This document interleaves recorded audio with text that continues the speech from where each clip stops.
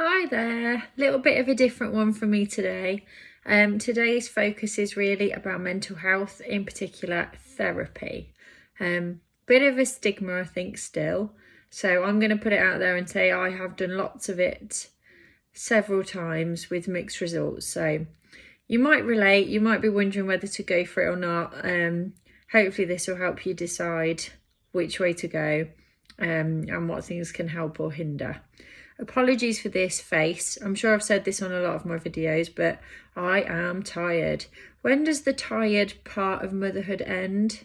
My daughter is 3 now and suddenly does not go to bed anymore. You know, you think you have something mastered and then they throw you a curveball. You haven't got anything mastered. You just think you have, just for a bit. So it's 2-3 hour battle before she's asleep, and so many moments of me just holding my breath, trying not to scream at her to just get to bed. Please tell me I'm not on my own. Anyway, back to the point. This is nothing to do with children or childcare or mental health in terms of being a mum, really, although it would help, but it's just general.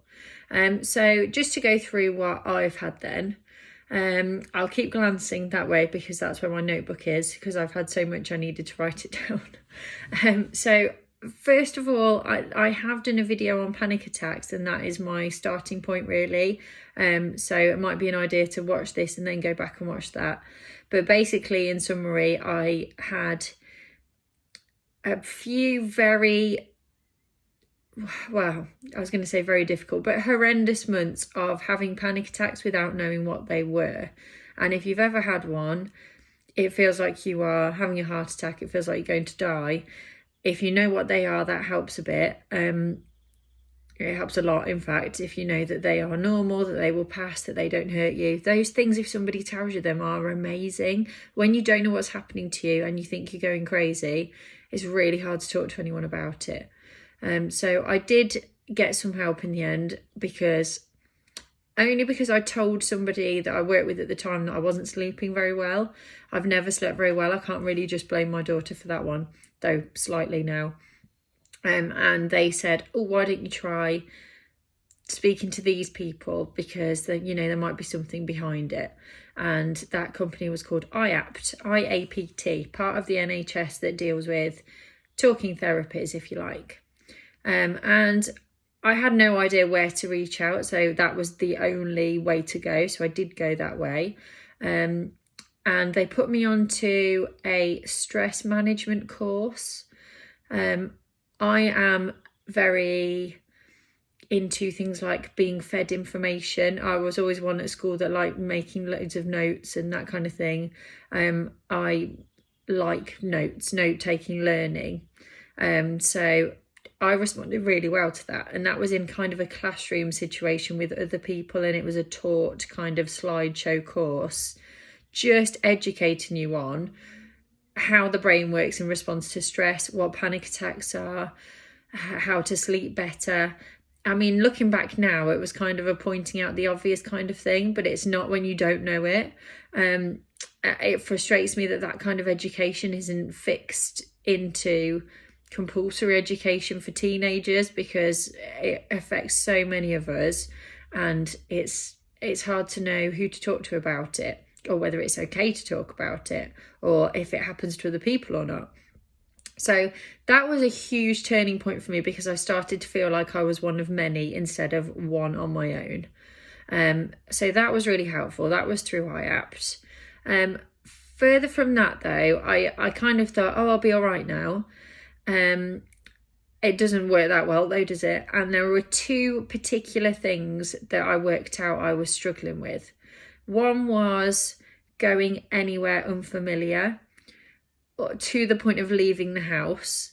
And I think I worked out that it was for fear of having a panic attack, because when my first panic attack happened, I was somewhere unfamiliar. I was on holiday at the time. As you'll know if you've seen the panic attack video. So I kind of just made that link without even really being aware of it. So yeah, the first one was about going to unfamiliar places. I mean, I dropped out of university, which was a couple of towns away, maybe half an hour away, because I couldn't go that far from home. So it wasn't even completely unfamiliar places, it was just places I didn't feel comfortable, which looking back was actually everywhere, even home. But you have to kind of make yourself think you have a safe place, don't you, I think. The second thing I was majorly struggling with was being able to relax at all. I still find it hard, but I could not watch a film. Absolutely not. It was a real challenge to sit and watch an episode of something. I was really fidgety, really on edge, got up several times to go and do something. It was impossible, any kind of relaxing, and hence probably why my sleep was so awful at this point. So after the stress management course finished and a bit of time passed, I went back to IAPT. You can just refer yourself, you still can. If you literally type IAPT into Google or Safari or whatever, it will just come up with a link. You kind of book a phone consultation. They ring you and they talk to you for like a grueling 50 minutes, an hour, on your situation, what you think you need, what the problem is. If you're not sure, they try and work it out for you, and then they give you a way to go. So I went back with this and said, look, these are the things I can't deal with. They're taking over my life. And they gave me a therapist. There was probably a bit of a waiting list. This was some time ago. I don't know, more than 10 years, maybe about 15 years ago. The waiting lists are probably much worse now. But yeah, I got a therapist. I can't remember her name now. She was nice enough. From her point of view, this was quite easy, because she went, right, okay, we'll deal with this problem, then this problem. These are the steps we're going to take. And we did that for both things. And both of the things were so helped. So that was cognitive behavioural therapy, or CBT, which I now know means changing the way you see things, changing your patterns of thinking, if you like, and just being more aware of them, because that's so powerful. So for example, with the relaxing issue, she set me kind of things to do. And I remember her saying to me, I want you to watch a film at home and come back next week and tell me how you got on. And I was like, that's going to be so difficult. I mean, now if somebody told me to watch a film, I'd be like, yes, permission. And I went back after a week and I said, I tried to do it. I absolutely failed. I couldn't sit still. I was fidgety. I had to get up, I had to press pause. I absolutely failed. I can't do it. And she said, did you watch to the end of the film? And I said, well, yeah, in parts, and I couldn't sit still. And she went, but did you watch the film? I said, yeah. She said, well, nobody told you that you couldn't fidget or you couldn't get up or you couldn't press pause. You did do it. And it was about a lot to do with how I hadn't realised how much my expectations were setting me up for failure, and I had to be more realistic. And working that way with that guidance was just amazing. The going places one was all about what they call situational exposure. So you do things and you build it up, and you learn that even if you have a panic attack, that's okay. Actually, nothing really bad is going to happen to you. Now, I am not okay at this still, but I have been able to go places. To the extent where I went to New York for my honeymoon, and I never in a million years thought I'd even get to the next town. And that was so huge. Now, I was an anxious wreck the whole time. I didn't really eat. I didn't sleep. I was on high alert, could not relax the whole time. But that didn't matter, because I still did it. Didn't make it a pleasant experience, but it made it an experience that I could do. And that's the only way to do it. Maybe if I did it again, it would be a little bit easier. And it's frustrating feeling like that, but it's more frustrating never doing anything. And I've gone back a few steps because we had COVID, because I had a baby, because there was less opportunity to kind of practice it. I'm kind of working on it again. And you know, I was supposed to go to Paris a few months ago, and it was literally for the day to see the sights, back again. And I got to the gate at the airport and I couldn't get on the plane, and I didn't. I went home. So, you know, it's not a smooth path, but the education that came from these people was so helpful. So, yeah, stress management course. What therapist for those two things? Moving forward from that therapist said, I think you have some things you could do with talking about to do with like my family members and my childhood. And she then, when we'd finished the CBT for those two issues, referred me on to a kind of general counsellor who didn't work for IAPT, who worked for North Warwickshire Counselling, I think it was called at the time. I don't think it exists now. It was based at the hospital in Nuneaton. And that was just an hour a week. It was somewhat helpful because she did make me aware of certain things. For example, she started with, what was your childhood like? And I honestly rolled my eyes like, seriously, is that actually what you're going to ask me? That's what everybody's, you know, that's what you expect. That's what you see in films. Is this really what counselling is? And I almost pushed it off, and I was like, it was fine.